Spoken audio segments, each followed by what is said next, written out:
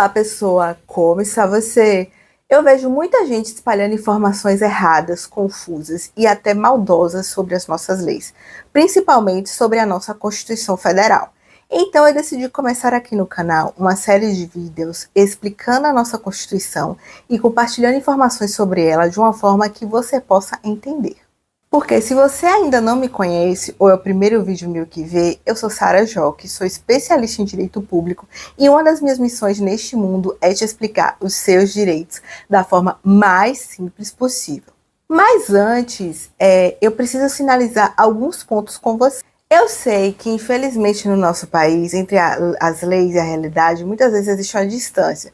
Só que eu acredito que temos que saber, no mínimo, o que está escrito na nossa Constituição, para quando precisarmos, cobrarmos as autoridades, políticos e quem for que obedeça a ela.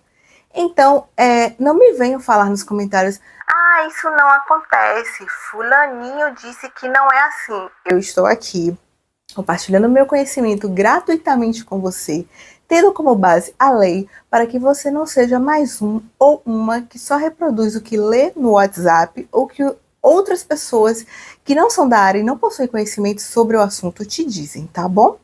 E o que é a Constituição Federal de um país? É a principal lei de um país e todas as leis que surgiram depois da Constituição devem concordar com ela. A nossa Constituição, atualmente válida, foi promulgada, ou seja, publicada oficialmente, começou a valer em 5 de outubro de 1988. Ela foi criada após o fim de um dos períodos mais bizarros que o nosso país já viveu, que foi a ditadura militar.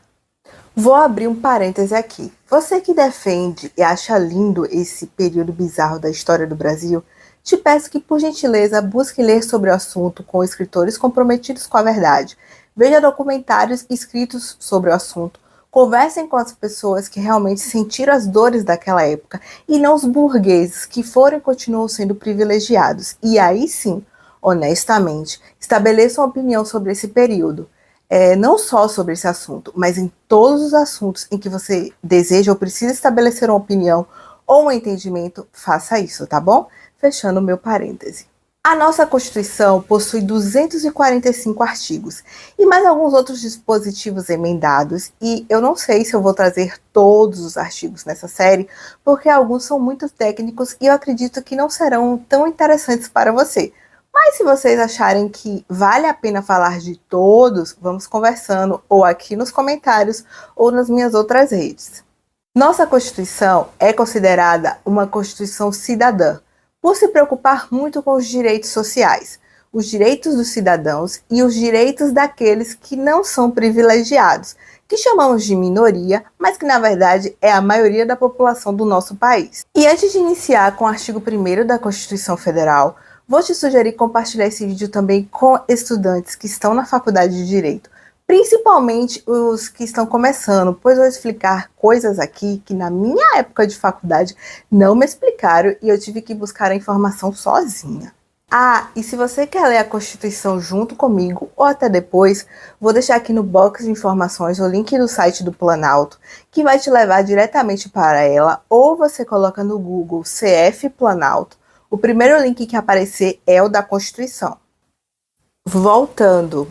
O artigo 1º da Constituição Federal do Brasil diz que a República Federativa do Brasil, formada pela união indissolúvel dos estados e municípios e do Distrito Federal, constitui-se em Estado democrático de direito e tem como fundamentos a soberania, a cidadania, a dignidade da pessoa humana, os valores sociais do trabalho e da livre iniciativa, o pluralismo político. E diz mais, todo poder emana do povo, que o exerce por meio de representantes eleitos ou diretamente nos termos dessa Constituição.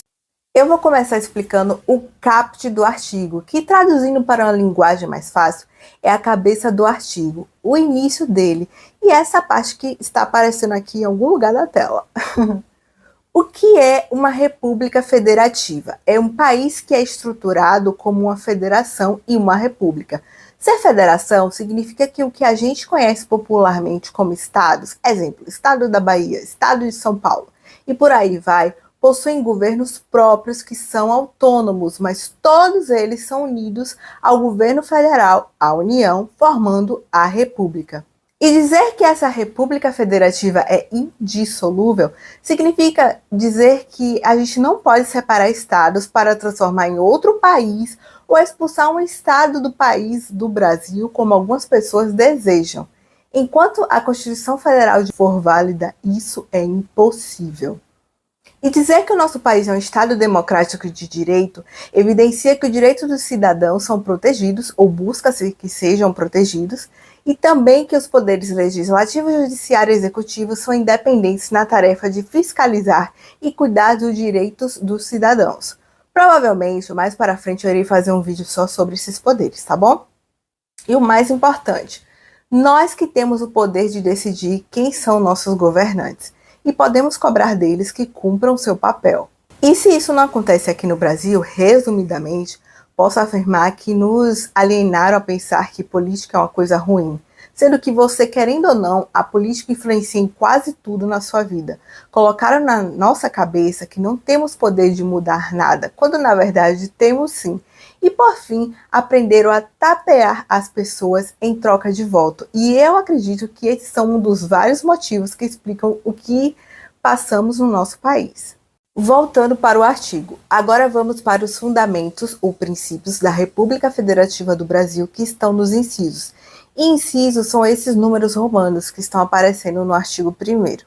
Dizer que são fundamentos é afirmar que o que eu vou explicar a seguir é a base para tudo quando falarmos da ordem brasileira. Inciso 1, soberania. Quando afirmamos que o Brasil possui soberania, isso quer dizer que suas leis devem ser respeitadas por todos os outros países.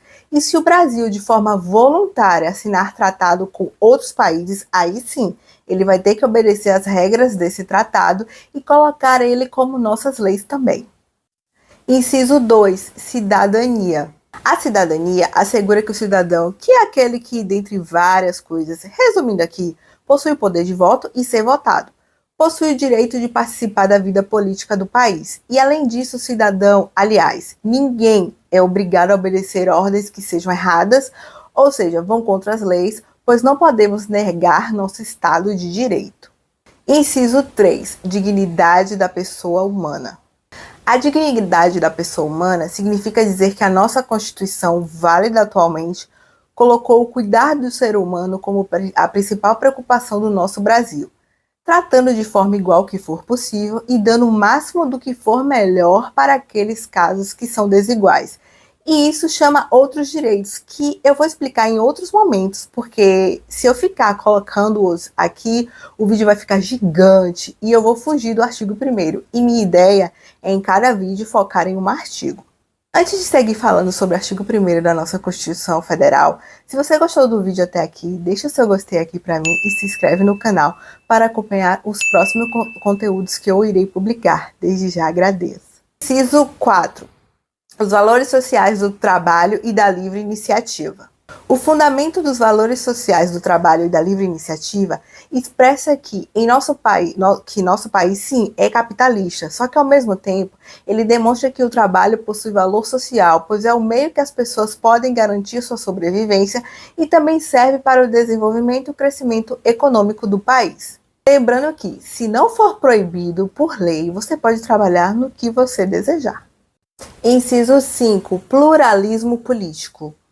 O último fundamento é o pluralismo político, que garante que diferentes grupos sociais entrem no cenário político nacional, permitindo aos cidadãos liberdade de convicção filosófica e política. E foi através desse fundamento que nasceu a liberdade de criação e funcionamento dos partidos políticos. E uma observação muito importante sobre esse fundamento: o pluralismo político não é base para a defesa de discurso de ódio. E o que é o discurso de ódio? Qualquer coisa ou forma de comunicação que tenha como finalidade incitar o ódio, ofender, desqualificar ou inferiorizar uma pessoa ou um grupo de pessoas por causa de sua raça, gênero, nacionalidade, orientação sexual ou religião. Entendam que discurso de ódio jamais será liberdade de manifestação de pensamento. E vamos só relembrar o que o parágrafo único do artigo 1º diz. Tá aparecendo aí em algum lugar da tela para você. Todo poder emana do povo, que o exerce por meio de representantes eleitos ou diretamente nos termos dessa Constituição. Isso quer dizer que, por mais que te digam que não, quem possui o poder de eleger presidente, prefeitos, governadores e outros políticos é você. E enquanto levarmos nossos votos como algo insignificante, não aprendermos e não nos interessarmos em saber como são as estruturas políticas do Brasil, vamos continuar com os mesmos problemas e sendo iludidos pelas mesmas pessoas. Eu estou aqui para compartilhar gratuitamente o meu conhecimento com você. E é você que decidirá se quer aprender ou continuar na alienação. E se você decidir pela alienação, tudo bem, super respeito. Se você quiser aprender, segue aqui comigo. Então, mais uma vez te peço que deixe o seu gostei aqui para mim. Também se inscreve no meu canal, compartilha com todo mundo esse vídeo. Isso me incentivará a cada vez mais trazer conteúdo para você.